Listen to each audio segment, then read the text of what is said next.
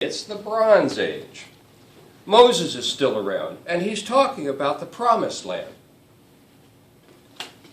In fact, he sent Joshua, along with 11 others, to investigate, we call it spying today, the land known as Canaan, to find out if the Israelites might possibly settle and prosper there.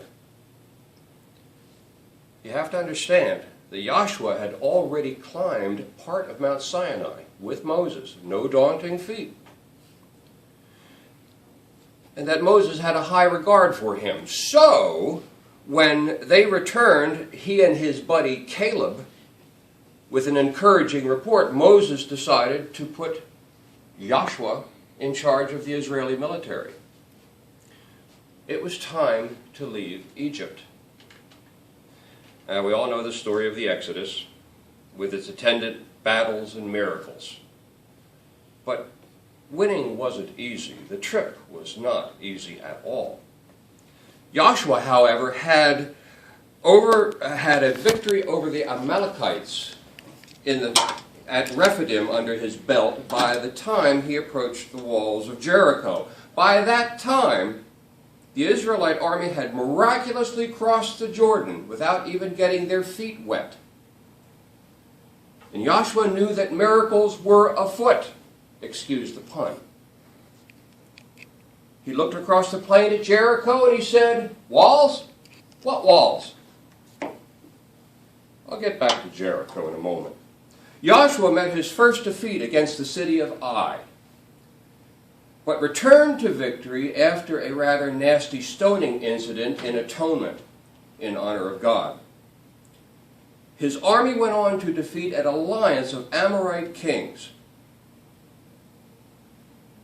Joshua, during the battle, entreated God to extend the amount of daylight so that he might complete the utter carnage. And God responded by having the sun stand still, and went even further by throwing giant hailstones at the enemy. After this victory, the land of Canaan, the Promised Land, was secured. Now let's get back to Jericho. Joshua fit the battle of Jericho, and the walls come tumbling down. Walls? What walls? From 1868 to 1958, archaeological excavations in the area produced a picture of a steep, plastered escarpment topped by a layer of mud brick. Somewhere between 5 to 12 feet high and 6 feet wide. It looks like it was built to have been flood protection as well as for defense. Surrounding the wall was a 9-foot ditch. Behind the walls lived a Neolithic community of approximately 3,000 people. The city itself was only 6 acres, but it stood in the way of the Exodus. It was a thorn in the side of Joshua, and it had to go. Joshua decided to walk around the wall, carrying the Ark of the Covenant for 7 days. And then, on the last day, he assembled the brass section of the Israelites' army's marching band and blew the horns real loud and shouted something that we heard much, much later on. "Mr. Gorbachev, tear down this wall!" The walls fell. They crumbled. Was it a miracle? How did it happen? Or is there another explanation for Joshua's military expertise? I'm a trumpet player. I know that if you get 2 trumpets together and they are slightly out of tune and they blow real loud, it is very uncomfortable for the people listening to it. It's like me playing Amazing Grace in B flat and you playing Amazing Grace in F sharp together. There is recent proof that discordant harmonic resonance can create havoc with molecular structure. When the pipe organ at the cathedral on the campus of Notre Dame was first fired up, the low notes, the contrabass notes from the pedal board went through 3 sub-basements and broke every piece of fine china stored there. Anyhow, the walls came down. Miracle? Call it harmonics? Call it what you will. I choose to find it and file it as another example of courageous military genius from the mind of a man whom Moses called Joshua. Joshua believed that God had fully backed his plan. Joshua in Hebrew means Yahweh is salvation. We've altered that name to suit the times, and now we remember Joshua as a fearless man on the battlefield, a godly man at home. He answered the call for courage both in the field of battle and in his role as a father and leader. His legacy is undeniable. Today we need strong leaders like Joshua. Who do you think that might fit his mold?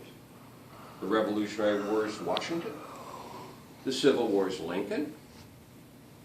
Perhaps William Wallace, who led the Scots against the English on the plains of Falkirk and won the reputation that he so richly deserves today.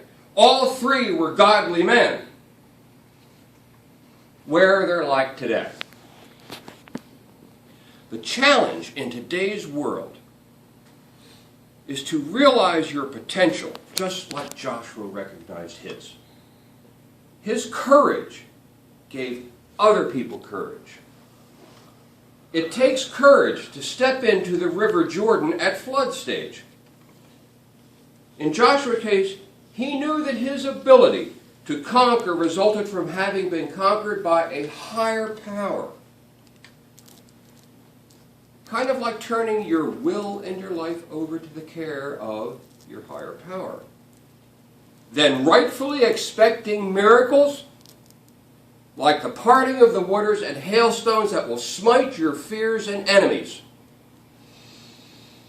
Joshua is an example of what man can do when you have the courage to follow God's instructions. But if you are praying for the courage to whatever, you're not going to be handed a basket of courage. You're going to be presented with an opportunity to be courageous.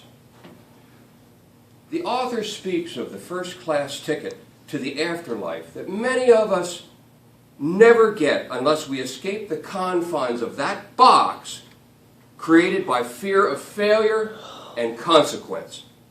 That takes courage. Joshua understood the consequences of his decisions. He also understood that it was important for him to make the decisions based on God's guidance. He didn't ask his family what to do. He didn't take a vote. He didn't use a straw poll. He didn't ask for a show of hands or a consensus. He didn't ask his children what they felt was the proper bedtime for them. He asked God. And then he led his family. We're not dress rehearsing for the afterlife. Today's battles are real.